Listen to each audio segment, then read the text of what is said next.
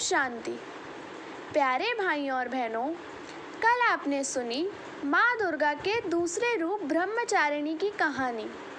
तो चलिए आज नवरात्रि के तीसरे पर्व पर सुनते हैं माँ दुर्गा के तीसरे स्वरूप की कहानी।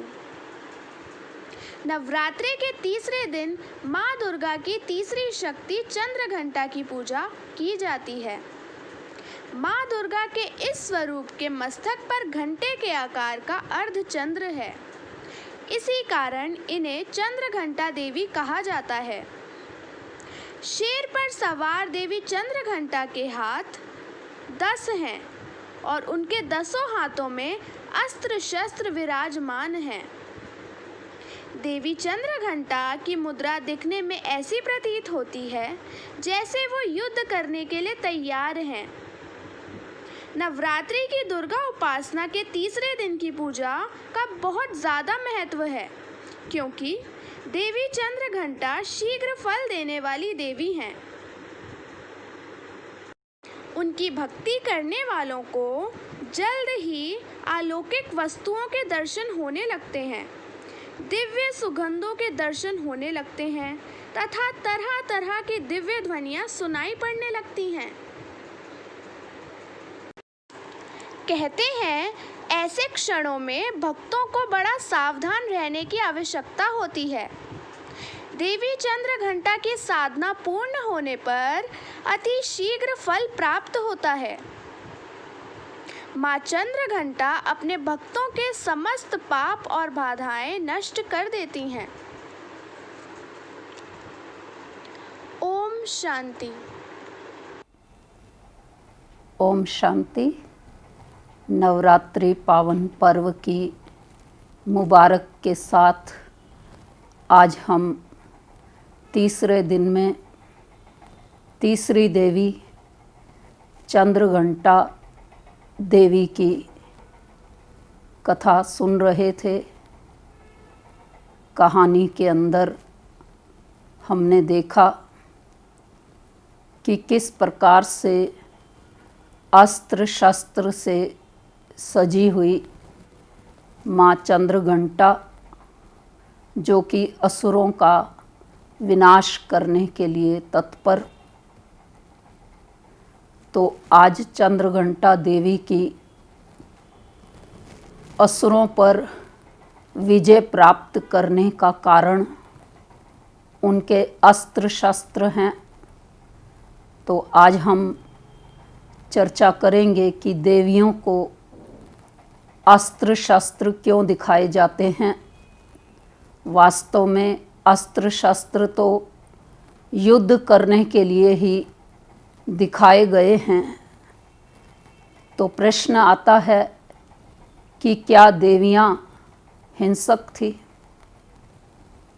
जो उनको अस्त्र शस्त्र दिए गए, जबकि हम अब तक ये मानते भी आते हैं, गीता में भी सुनते आते हैं कि अहिंसा परमो देवी देवता धर्म।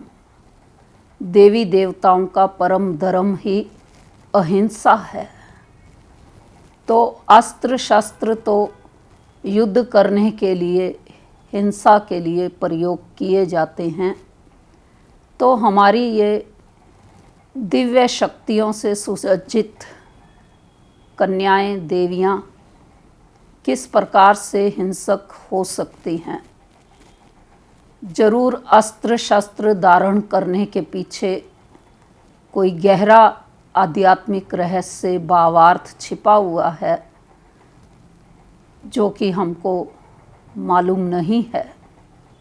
लेकिन स्वयं ज्ञान सागर शिव परमात्मा, जो सब देवियों के आराध्य देव रहे, निराकार ज्योति स्वरूप शिव परमात्मा हमें इसका रहस्य समझाते हैं कि जब हम परमपिता परमात्मा शिव से योग लगाते हैं मनोविकारों पर विजयी होने के लिए, तो जन्म जन्मांतर से मनुष्य आत्माएं मनोविकार, काम क्रोध लोभ मोह अहंकार, ईर्ष्या द्वेष घृणा नफरत नकारात्मक ऊर्जा से ग्रसित होने के कारण से परमात्मा का ध्यान करने के बाद भी इतनी आसानी से मनोविकारों पर विजयी नहीं हो पाती हैं। इसलिए परमपिता परमात्मा शिव हमें अस्त्र शस्त्र अध्यात्म मार्ग में यूज़ होने वाले ज्ञान के भिन्न भिन्न रहस्य समझाते हैं, जिसको जानकर समझकर हम आसानी से मनोविकारों पर विजय प्राप्त कर लेते हैं। जैसे माँ चंद्रघंटा के हाथ में जो अस्त्र शस्त्र दिखाए हैं, उसमें से विशेष रूप से तलवार, त्रिशूल, धनुष, ढाल और गदा, ये 5 अस्त्र शस्त्र दिखाए हैं। तो इन पांचों का भावार्थ क्या है वो समझेंगे। ज्ञान है तलवार का प्रतीक। परमात्मा शिव ने हमको ज्ञान की तलवार दी है, जिस ज्ञान तलवार के द्वारा मन में ही जब हमारे विकारों से संबंधित विचार उठते हैं तो विचारों को ज्ञान की तलवार से अशुद्ध विचारों को हम साथ साथ ही समाप्त कर दें, उसको बढ़ने ना दें। क्योंकि बार बार जो विचार हमारे मन में रिपीट होते रहेंगे तो वो आज नहीं तो कल कर्म में आएंगे, और कर्म में आते हैं तो सबको दिखाई दे जाता है कि ये तो क्रोध कर रहा है, इसमें तो लोभ बहुत है, इसमें तो मोह बहुत है, ये तो कामी है, विकारी है। इस प्रकार से वो हमारे कर्मों में दिखाई देना शुरू हो जाता है। तो इसलिए परमात्मा शिव ने ज्ञान की तलवार दी कि तुम आत्मा हो, तुम आत्माओं का शुद्ध स्वरूप ही पवित्र स्वरूप है। तुम शुद्ध स्वरूप आत्मा हो। जब बार बार अपने पवित्र स्वरूप को, पवित्र पिता को याद करते हैं, पवित्रता के सागर शिव परमात्मा से पवित्र शक्तियाँ किरणों के रूप में लेते हैं, तो मनोविकारों रूपी अशुद्ध शक्तियों पर हम विजय प्राप्त कर लेते हैं। इसलिए माँ चंद्रघंटा के हाथ में तलवार दिखाई गई है, जो कि ज्ञान की प्रतीक है। इसी प्रकार से माँ के हाथ में डाल दिखाते हैं। तो डाल है ड्रामा की। परमात्मा ने समझाया ये संसार एक नाटकशाला है, यहाँ पर नाटक चलता है, ड्रामा चलता है, सुख और दुख का ड्रामा चलता है, जो कि बना बनाया है, अनादि है, अविनाशी है, हूबहू पुनरावृत्ति इस ड्रामा की होती रहती है। जो भी दृश्य, जो भी एक्टर का पार्ट ड्रामा के अंदर फिक्स है, जिस समय जिसका जो पार्ट प्ले होना है, संसार में नाटक में जो दृश्य जब आना है तो वो अपने समय पर आएगा ही आएगा। तो जब ये दृश्य या पार्ट नकारात्मक होता है, दुख देने का होता है, दुखी होते हैं हम, तब हम भगवान से कहते आए कि आपने हमें दुख दिया ही क्यों? दुख देने के लिए ही क्या हमने जन्म लिया? लेकिन नहीं, परमात्मा हमें सत्यता समझा रहे कि ना तो मैं दुख देता हूँ तुमको, क्योंकि मैं तो हूँ ही दुख हरता सुख करता, लेकिन समय चक्र के अंदर हमारे ही द्वारा जब सोचे गए, बोले गए कर्मों का हिसाब किताब जब दुख का होता है, लेने या देने का, दृश्य लेने या देने का, देखने का होता है, तो वो स्वतः ही उस समय आता है। और उस पर विजयी होने के लिए हमें उस समय स्मृति में रखना है कि ड्रामा के अंदर ये बात इसी प्रकार से ही हुई थी, पहले भी, आज भी हो रही है, रिपीट हो रही है, नई नहीं है। इसलिए मुझे साक्षी भाव धारण करना है। तो साक्षी भाव से जब हम ड्रामा के हर दृश्य को देखते हैं, हर व्यक्ति के पार्ट को प्ले होता हुआ देखते हैं, तो हमारा चित्त शांत रहता है, हमारा मन हर्षित मुख रहता है, हमारी जिंदगी में प्रसन्नता ही प्रसन्नता, खुशियाँ ही खुशियाँ रहती हैं। इसलिए माँ चंद्रघंटा के जो डाल अस्त्र शस्त्र धारणा की बात दिखाई गई है, वो हमारे वर्तमान जीवन से बिल्कुल नज़दीक में जुड़ी हुई है। जिसको हम धारण करते हैं ड्रामा की डाल को, तो सदा प्रसन्न हम रह सकते हैं। तीसरा अस्त्र शस्त्र हथियार माँ चंद्रघंटा को त्रिशूल के रूप में दिखाया है।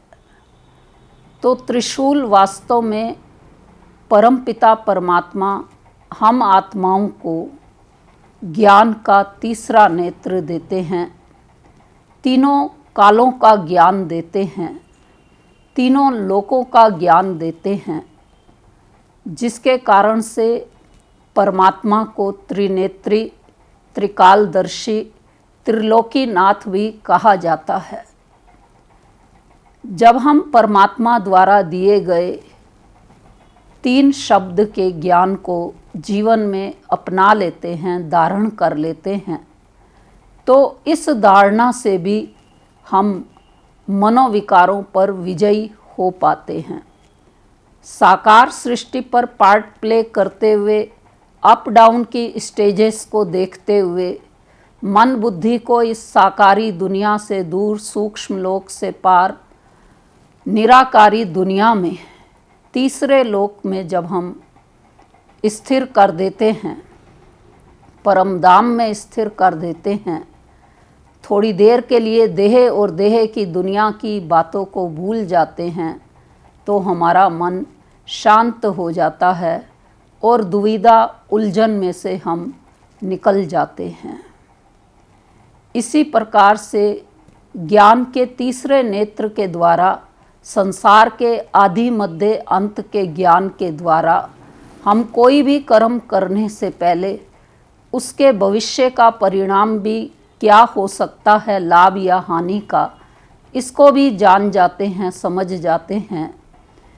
उससे भी मनोविकारों से हमारा बचाव बना रहता है और हम आत्मिक स्थिति में स्थिर होते हुए आने वाली समस्या या तनाव को अपने जीवन से हटा लेते हैं, उस पर हम विजयी हो जाते हैं।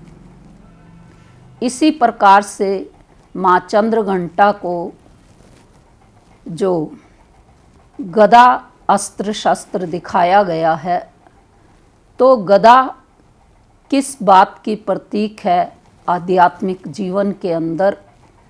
जब हम राजयोगी लाइफ स्टाइल को अपना लेते हैं, योगी जीवन हमारा घरगृहस्थ में रहते हुए जब चलता है, तो हमारे सामने अनेकानेक घटनाएं, बातें आती हैं।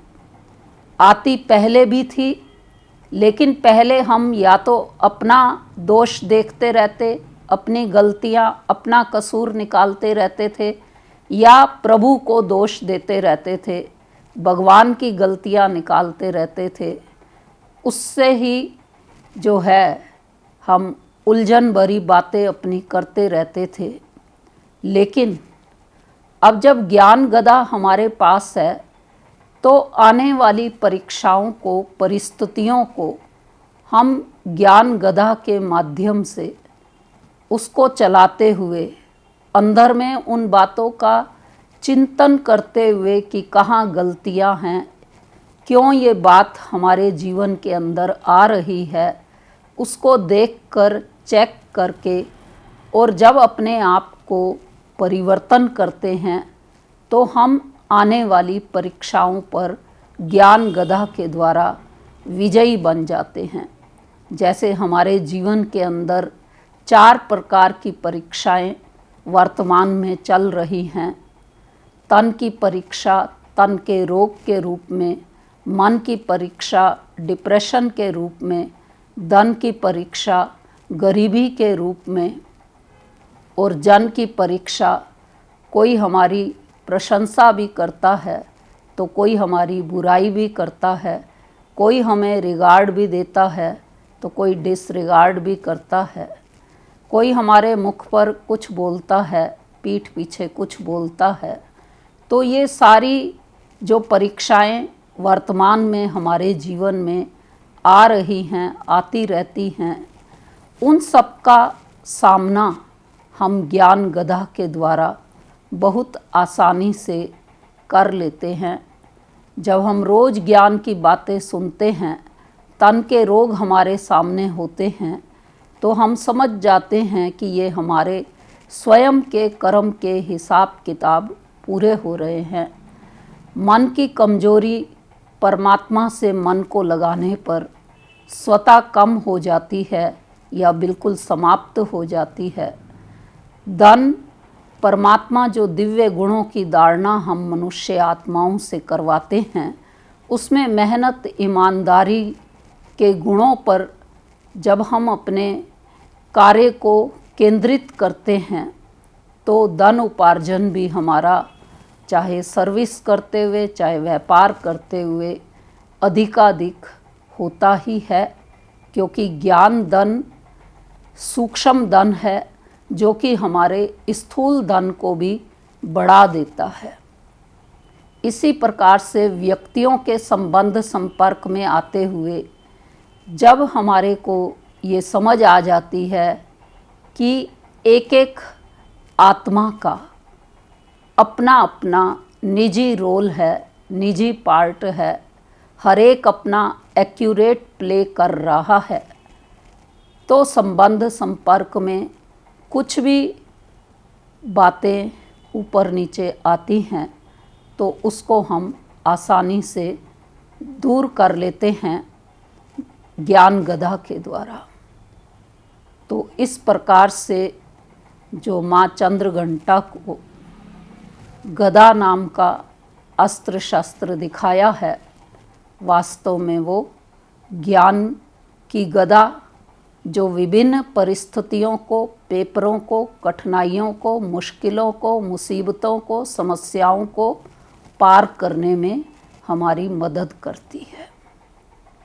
इसके साथ साथ हम माँ चंद्रघंटा को धनुष भी देखते हैं।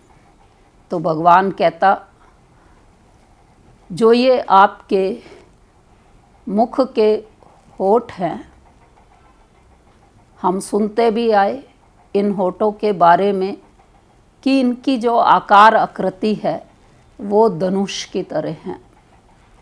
तो जैसे कहते हैं एक बार कमान से जब तीर निकल गया तो वो निकल जाता है, ज़बान से जो हमारे शब्द निकल गए तो वो निकल गए।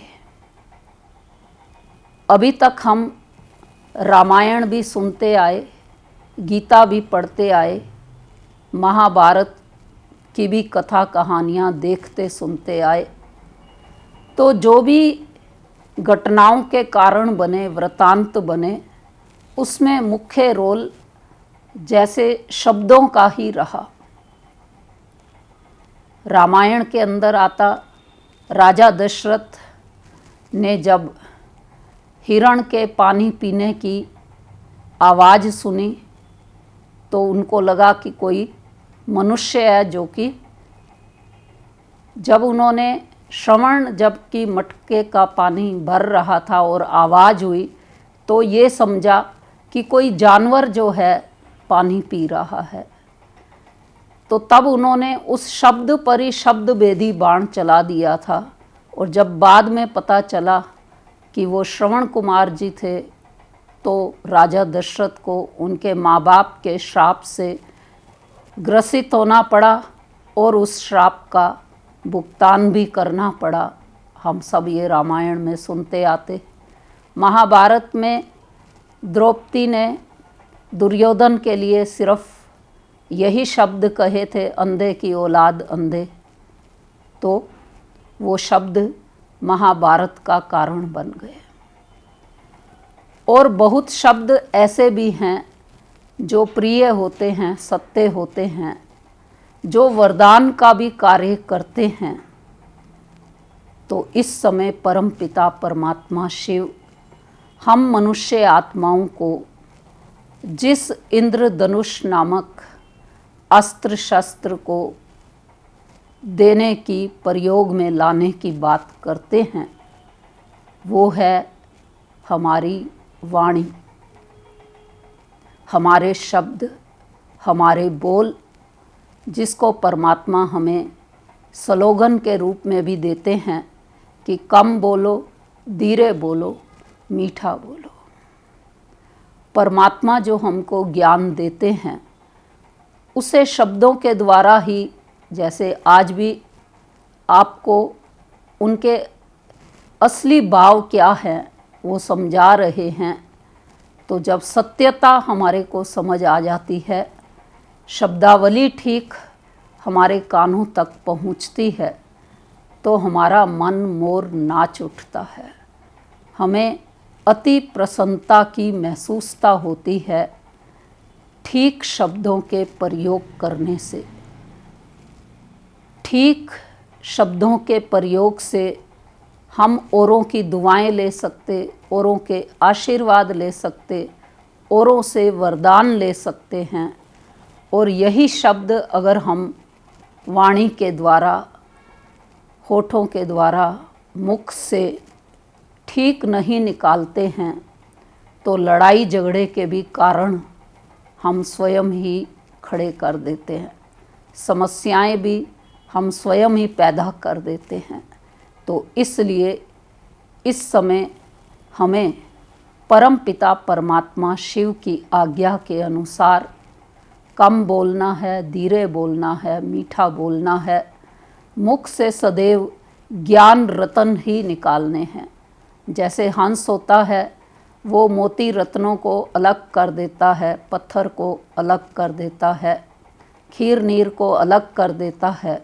इसी प्रकार से हमें भी होली हंस बन कर के ज्ञान रतन ही मुख से निकालने हैं, जिससे औरों का कल्याण हो, औरों का भला हो, औरों की समस्याएं समाधान हो, औरों का टेंशन कम हो, औरों की आशीर्वाद हमको मिले, दुआएं मिले। ऐसे बोल ही हमको अपनी जुबान से, अपने मुख से हम सबको बोलने हैं।